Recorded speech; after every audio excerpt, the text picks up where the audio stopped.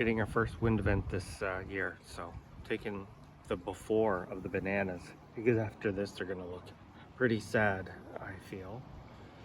Not as bad as the wind event we had at Labor Day 2020, but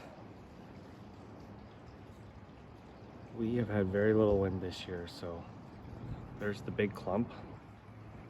Let's look down at these other ones here. Got the red banana, which is looking pretty good.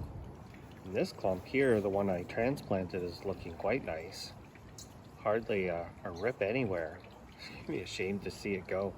So when we get these hot, they're gonna be hot, dry winds, so it's probably going to burn the leaves as well. This is what we tend to see. So the leaves will be shredded, but they may actually get completely dried out and it just looks like dry paper. We're gonna come around here, look at the last clump. Prosperity, because this is the best they're gonna look this year. Because after this, they're gonna look like garbage. This one's not too bad. That one's got a bit of a tear, but this one's got big leaves. It is possible it could even knock a couple of these over. I don't think it will. I've never really had that happen, but it can completely snap the leaves at times. So there's the before. All right, so here's the aftermath of our windstorm, which actually wasn't that bad. You can see the bananas, yeah, they look a little beat up, but I've seen them looking a whole lot worse than this. And they didn't all quite fare this well. We'll show you the ones around the side here. These ones get it the worst because there's a bit of a wind tunnel, so you can see they are pretty beat. A lot of torn up, dried up, broken leaves. You can kind of see over there.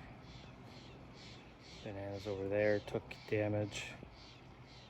And then show you the last of the bunch. Look at the olive.